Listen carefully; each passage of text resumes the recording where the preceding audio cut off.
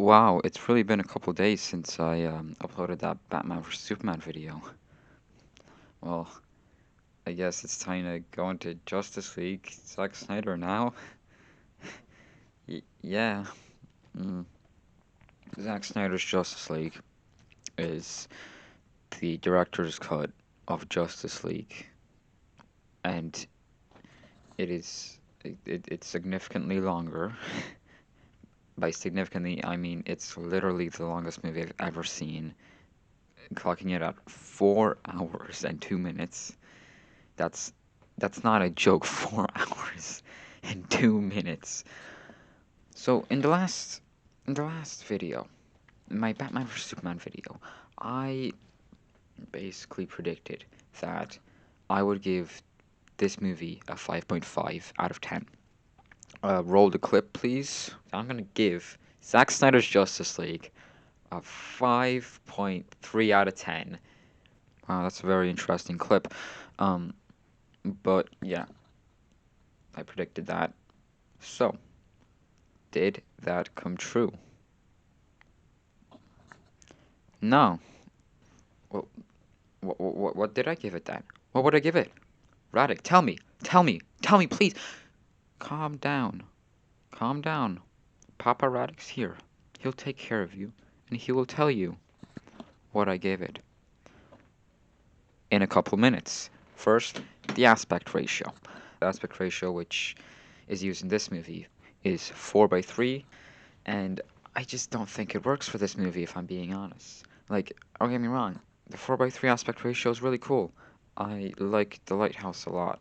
That used the 4:3 aspect ratio, but for this one, it just doesn't work because in The Lighthouse, a lot of the shots are all very like stoic, and the camera doesn't really move much. In a movie like Batman vs Justice League, the camera moves around a lot because it's a superhero movie, and in the action scenes, it's weird, and there are a couple of shots where like the the object that the character is interacting with is just barely off screen, so you just see like half of it, and it obviously doesn't work. I honestly don't understand why Zack Snyder wanted it to be 4:3, but whatever, it's not that big of a deal. Let's go over what I liked. Visually speaking, the effects are great, and also the cinematography is great once again. The acting is also surprisingly really good. All the actors give it their all, especially Ray Fisher. I was surprised by how much I actually liked Ray Fisher as Cyborg in this movie. I didn't like him that much in Justice League, but at the same time, he was barely in it. I don't know, I didn't really have an opinion of him, but in this one, yeah, he's actually surprisingly good. Jeremy Irons as Alfred, there's like a scene between him and like Wonder Woman, and I really liked it. Like he was so funny. He's like I didn't really notice him in Batman vs Superman, but in this one he doesn't really do that much either. But he's pretty funny in some scenes. He's genuine. He's great. Ezra Miller as the Flash. I think he does all right with what he's given, but Flash is just as, if not more, insufferable than he was in the original cut. I reacted to like half of the Flash scenes like, wait, that wasn't a Joss Whedon like edit? He makes so many terrible jokes, and I just assumed that they were like that in the Joss Whedon cut. That, okay, Joss Whedon added those in because he loves quippy dialogue. But no, half of those scenes were Zack Snyder originals. Like, actually does have a couple of cool scenes though, like the end with his dad. Most of it was in the original cut, but there is like a little scene where his dad gets really excited because Flash got a job. Oh, spoilers! Spoilers, by the way. I forgot to mention that. Spoilers. Whatever. Who cares? But Flash finally gets a job, and his dad just gets really excited, and it's really cute. I like it a lot. And also the end, towards the end, the bomb goes off and destroys the whole world. But then Flash like goes back in time, stuff. I thought that was really cool. Music. Now, the music, it was kind of underwhelming for me. It's still okay. It's still the same composer as BVS, but there's just a bit too much like For my liking. It's once again, it's not that big of a deal. Okay, there's a lot of stuff in this movie, as I mentioned with the Flash sequences that I thought were Joss Whedon cuts, but weren't. Like, for example, Wonder Woman like catching all those bullets at the beginning. That looked really bad in like Joss Whedon's cut, so I just assumed, oh, okay, so they just added that in. But no, also um, Superman and Wonder Woman headbutting each other. That was pretty funny. Flash like running and then Superman just like looking at him like this is in slow motion like it's really funny. And I just assumed those were like Joss Whedon additions, but no, they weren't. Why? What?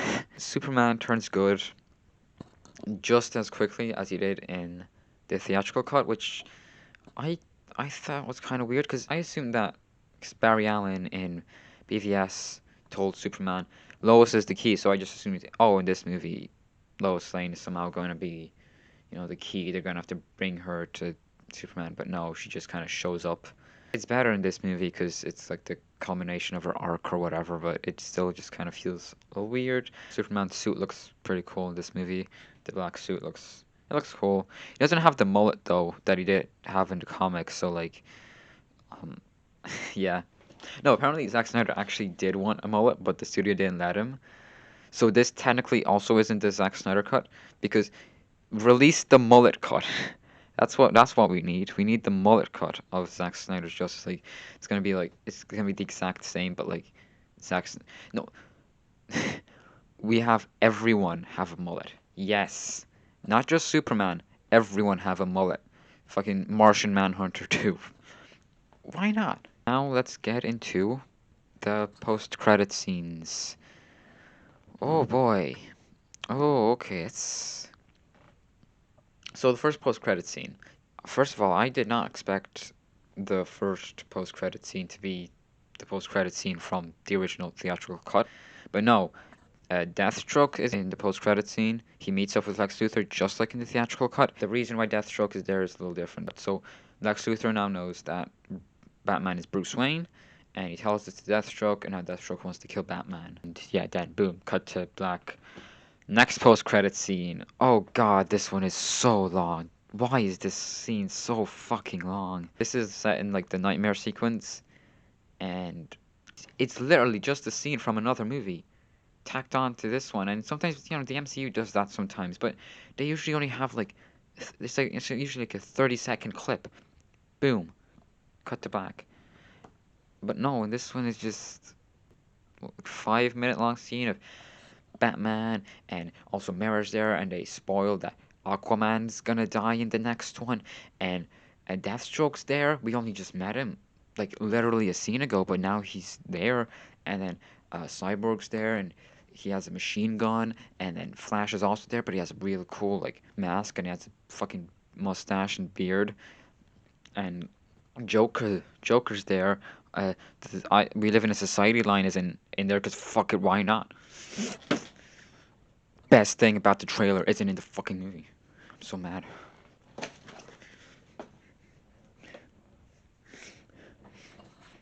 I'm about to become the Joker. Batman and Joker have a conversation. It's like this probably would have been interesting in like the next Justice League movie, but this we don't know the context to any of this. This is just a random like scene from like another movie. We don't care. That's not even the end of the post-credit scene. Oh, it's revealed to be a bad dream. Or did it? Or was it a premonition? Oh, I care. Martian Manhunter shows up. He looks really stupid, by the way. He's like Batman. Batman. Why does Bruce Wayne look so weird in the in a post-credit scene? He doesn't look like he's there. He looks like he's CGI'd. Like I'm not kidding. Anyway, yeah. Martian Manhunter flew off, and then boom. Cut in conclusion. La Fin. Justice League Zack Snyder edition is okay. Would I recommend it to anyone? Sure, yeah, I would. Because this in a lot of ways is a historic moment for cinema. Not in the way like Citizen Kane was, where it's like because the movie's so good, but in a way that, this is a vision finally coming true. A vision that was fucked with. And it's now coming true. And I'm happy. I'm happy for Zach. You know, yeah, good for him, good for him. But the movie itself, eh. So back to the question beginning. What would I give Zack Snyder's Justice League? Uh, Well, this is something I've been grappling with because it's definitely not a 5.5. It's not below a 5.5, but it kind of every couple minutes I'm kind of like, oh, well maybe it could be 5.8, but no, it's like a 6 now. And right now I'm thinking it's a 6.0 out of 10. Just a 6 out of 10. Solid movie. Yeah, I think that's all I have to say. Um, and this is gonna be the final episode of talking about. This is I just made this show for this trilogy, and now that it's done, I think I'm gonna hang up the mantle. Pizza time.